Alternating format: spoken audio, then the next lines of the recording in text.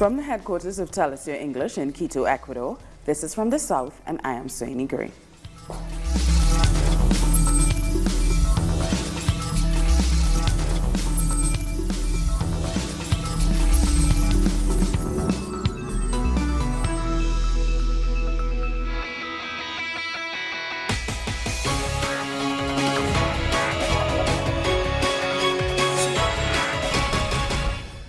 We start in Venezuela, where campaigning for Sunday's elections are wrapping up. In an exclusive interview with Telesur, President of the National Electoral Council, or CNE, Tibisay Lucena, is promising and everything will run smoothly and transparently. She explained that international observers will check that the electoral process functions properly, reiterating that the Venezuelan election system is one of the most reliable in the world, and she condemned the foreign governments, such as the United States, Canada, and the Lima Group, who have called for the suspension of the elections. It is not the first time that the Venezuelan elections have become a matter of global interest. This time we have over 150 international observers from across the world. It's grotesque to see a foreign government asking for an electoral process to be suspended, and we have said it many times, and I say it again. The National Electoral Council follows the Venezuelan Constitution and the Venezuelan rule of law. In any case, all decisions will come from the Venezuelan people, expressed by their votes, not from foreign governments. Ahead of the election, international personalities from academia, politics, and culture have lent their voices to defend Venezuela's right to hold elections. They are calling on foreign governments to end their attempts to discredit the current electoral process. This May 20, Venezuela votes. That is to say, Venezuelan citizens will use their democratic right to choose who their next president is going to be. Not long ago, military coups occurred to stop people to go to the polls. Venezuela has the right to decide. We are on the side of democracy. We are on the side of sovereignty. We are united with Venezuela. We wish to express our solidarity with the Venezuelan people. They have the right to choose their president, free from the external interference that is trying to defeat the Bolivarian revolution. Here in Peru, we are paying a lot of attention to the Venezuelan elections because the Venezuelan people have the right to decide their own destiny. El pueblo de Venezuela en su heroica resistencia, casi espartana resistencia. Venezuelans are taking a heroic stance, like the Spartan army, against imperialist domination. On May 20, the destiny of our region is on stake. Meanwhile, presidential candidate Javier Bertucci closed his electoral campaign by calling on Venezuelans to go to the polls as the best way to stop the economic blockade. What we need is to vote this May 20th so we can decide on the changes that our country needs. And we are doing this with votes and not with sanctions that would just worsen the situation of our people. And the Canadian government has told Venezuela that it will not authorize the installation of polling stations in their country for Sunday's vote. Foreign Minister Jorge Arias condemned the move. He said the government of Canada is violating the rights of the 5,000 Venezuelans who want to vote in that country. The Venezuelan government has already distributed voting materials to all of its embassies and consulates to guarantee the electoral process. Canada is not happy with all these sanctions applied against even more Venezuelans than the U.S. government. So in a statement, they declare that they won't allow Venezuela's government to install polling stations in our embassy and consulates in their country. International observers will be monitoring the Venezuelan elections. One of those tasked with checking that everything goes smoothly is the author and professor Fernando Casado. He will be leaving Quito for Caracas this evening, and he joins us live in studio now. Hello, Fernando. Thank you so much for joining us. Now, both the CNE and President Maduro issued calls welcoming international observers. What prompted you to participate as an election observer? Hello, thank you very much for the invitation. Well, I would say that, as you have explained before, there are many international institutions that have stated that Venezuelan elections are reliable. There is no doubt there are transparent and competitive elections. So I think it's important, since the media and some political actors are portraying a complete different scene, a complete different image of the Venezuelan elections, to go there to see if there are irregularities and then report on those irregularities, but also raise our voice as international observers if these elections are legitimate, reliable, and transparent. So I think it's very important, the role that we will have to develop over Venezuela, since there is clearly a propaganda continuous attack against Venezuela. Now, Fernando, where you live in Quito, since you're talking about propaganda, what do you make of the media representation of Venezuela's elections and of the political situation in Venezuela overall? Yeah, well, in a nutshell, I would say that right now the Venezuelan elections are portrayed in the media as a complete show and non-transparent and illegal elections. You see that normally they picture first Maduro not as a democratic elected president, but clearly and without no restrictions they call him and refer to him as a dictator, but also the rest of the candidates who have nothing to do with the Chavismo and they come from the opposition side, they are also portrayed as Chavistas in order to picture these elections as a show. So I would say that that's a very responsible representation of Venezuela in the media right now. And what do you think of the, I think it's really important for you to talk about that whole portrayal, the deliberate attempt to portray the political nominees in the election as Chavistas. Could you talk a bit more about that? Because why do you see that as a particular concern? Because I don't think some of our audiences understand the Venezuelan political situation, and I wanted to use that opportunity to kind of explain to them why that particular criticism that you just made. Yeah, sure. The main opposition candidate at the moment, according to statistics numbers, is Henry Falcón. He's an ex-governor of one of the states of Venezuela, Lara state, and he was 10 years ago within the Chavista political party. He belonged to an allied political party of the Chavismo back in the year 2008, but he abandoned the Chavismo and he was collaborating with the MUD, with the Mesa de la Unidad, where the main political opposition actors are gathered, like Ledesma, like Capriles Radonsky, and the rest of the main opposition leaders were gathered in this table, and also Henry Falcón was there. So for the last decade, Henry Falcón was praised as someone somehow has seen the light after leaving the Chavismo alliance and political spectrum. But since Henry Falcón did not recognize the move of the opposition, when the opposition of the MUD decided not to participate in the elections, and also because they were somehow ordered by the United States not to participate, he decided to leave the MUD and run as an independent candidate against Maduro. Then the media completely changed the frame, the focus, the agenda, and portray this hero who has left the Chavista alliance years ago as a new Chavista who was somehow collaborating with Maduro. So sometimes to follow up with these frames that media creates is almost hilarious. Now, since you're talking about the opposition, what effect do you think the MUD, which is the opposition, calls for boycott will have on the election day turnout in Venezuela? And what do you make of the statements by certain countries indicating that they will not recognize Sunday's elections?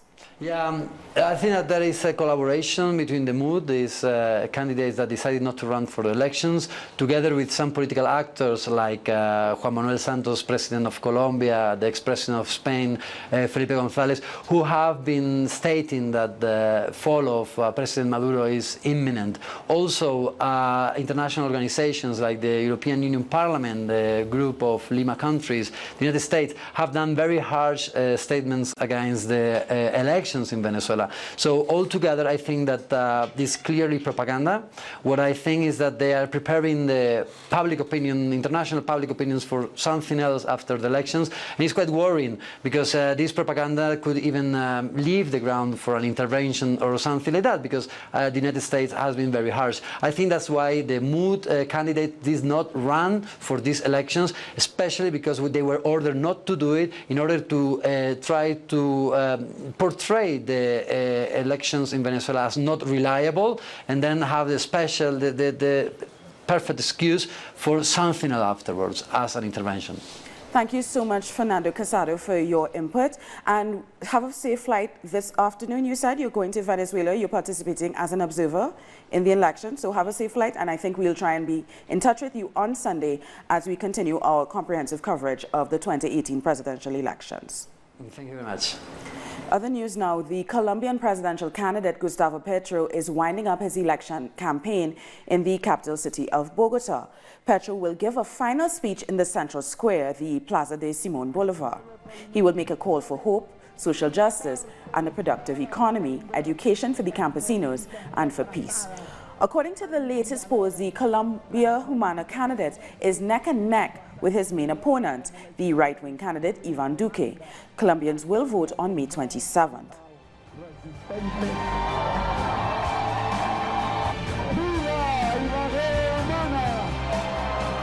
Also in Colombia, tens of thousands of people had to evacuate their homes after the heavy flooding of the Cauca River at the base of Colombia's largest hydroelectric project. The flooding was caused by the clearing of one of the tunnels at the dam construction site.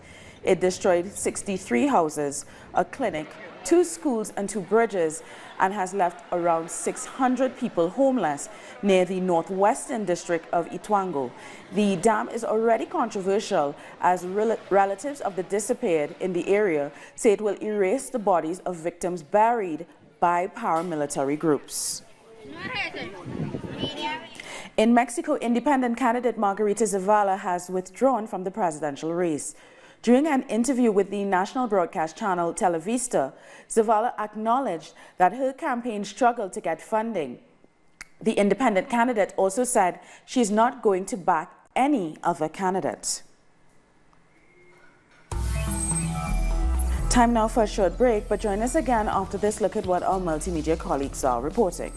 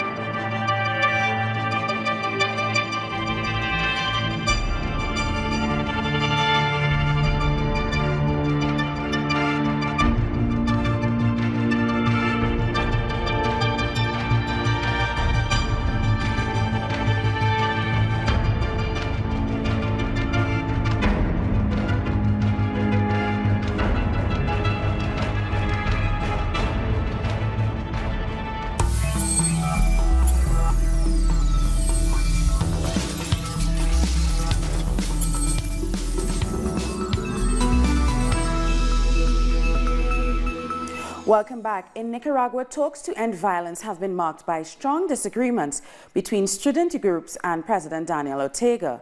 In the first session on Wednesday, the Catholic Church called for understanding between the parties.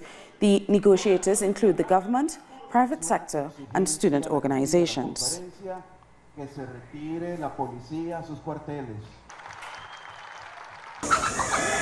As representatives for media outlets waited outside the national seminar to provide updates about the peace talks going on inside, the people showed support for the process. Carmen Lopez lit a candle to ask the Virgin to guide the participants. Lo que espero es que ya esto se acabe, que haya paz. I hope this comes to an end. I hope we have peace. It's awful to think that our Mother's Day is coming up and the gift we may get is bloodshed, be it from one side or the other. We all are brothers and sisters, and we want this to end. I ask to God to guide our president, to enlighten him so he may put an end to this. Taking part in the talks are the government, students, and the private sector, with the Episcopal Conference serving as mediators and witnesses. Diplomats and special guests are also present. President Daniel Ortega asked for an end to violent acts that have only caused loss in the country. We have the responsibility to rescue this moment, to set the foundation for peace with justice, liberty, and democracy. President Ortega's invitation to the Inter-American Commission for Human Rights to join current law efforts was praised by their business sector. We are glad to have an independent commission here to look into those responsible for these events.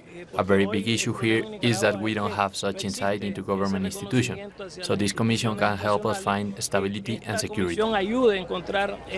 So far, there is no established program for the dialogue. The Church has asked those involved in the talks to set a roadmap that can later be agreed upon, so that an accord can be reached. In Chile, around 20,000 people marched in the streets of Santiago on Wednesday to demand a university environment free of sexism, harassment, and sexual abuse. They gathered in front of the Congress to call for university directors to foster programs that promote equality and mutual respect on campus. The protests ended in clashes with the police that used water cannons and tear gas to disperse the crowds. Since last week, students have occupied different Chilean universities to denounce sexual harassment and violence by teachers. We're marching because we want to stop to the violence as well as the sexist and stereotypical speech that is being heard in the classrooms. In Peru, President Martin Vizcarra has criticized the 14-month suspension for soccer player Paulo Guerrero for alleged doping. The suspension has shaken Peru as the star might miss the World Cup in Russia. The 14-month suspension is too much. We are going to support Guerrero. Our Ministry of Foreign Relations and the Embassy of Switzerland can be at his lawyer's disposal, so that the Peruvian state can follow this legal process that is beginning in the Swiss Federal Court. On May 18th, the world celebrates the 11th annual day against homophobia and transphobia. Cuba has been holding a series of events since May 4th. For the second year in a row, there are calls to end homophobia and transphobia in schools. Our correspondent in Havana, Laura Prada, tells us more. Alba is a Colombian mother and activist for girls and boys who are discriminated against and bullied because of their gender identification. She became an activist after her son Sergio Urrego committed suicide after being ostracized in school. She believes schools should teach respect for others without labels. Creating an educational environment free from discrimination and safe for our children is very important for me. Today, we can see many statistics that show that many of our children take the decision to commit suicide. The creation of a space for dialogue on activism networks are some of the activities plans for the Day Against Homophobia and Transphobia.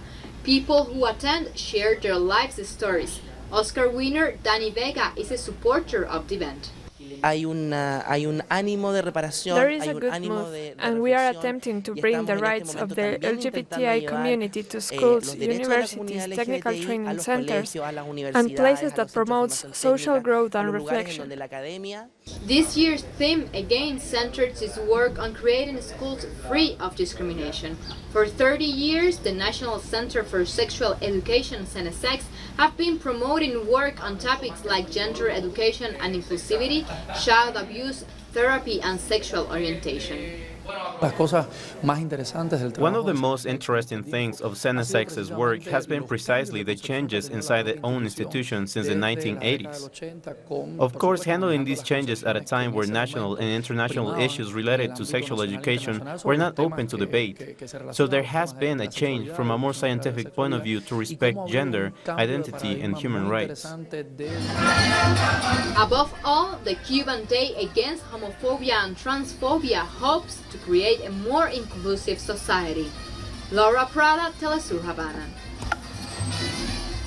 We'll take a short break now, but join us again after this look at what our multimedia colleagues are reporting.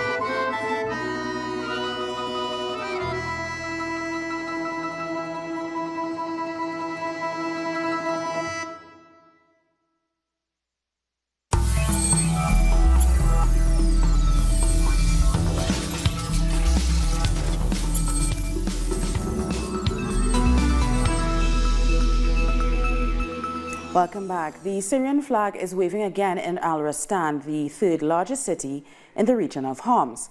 The government Syrian Arab Army regained the city, which was under the control of the rebel Free Syrian Army. The government army was welcomed by locals with cheers and songs in the main square. With the liberation of Al-Rastan, Bashar al-Assad has won a key area in the country. The gain is another step towards the end of the 7-year civil war that has left over 400,000 dead and more than 13 million Syrians in need of humanitarian aid. The Ebola outbreak in the Democratic Republic of Congo has spread from the countryside to Bandaka City, which has a population of 1 million inhabitants. Health authorities fear the infection will now be difficult to control. 42 people have been infected so far and 23 people have died since March. It is the 9th time Ebola has outbroken in the country. The worst Ebola epidemic in West Africa was between 2014 and 2016. Then it killed more than 11,000 people and infected over 28,000 across Guinea, Sierra Leone and Liberia. To fight the new outbreak, the World Health Organization has sent more than 8,000 batches of a new experimental vaccine to the DCR. Vaccination, this is really targeted vaccination for those who are identified as being at risk, and this includes obviously health workers and first responders. When it comes to the vaccines, WHO is working with the Ministry of Health, Gavi, MSF and other partners to conduct vaccination of high-risk population in the affected health zones as early as possible.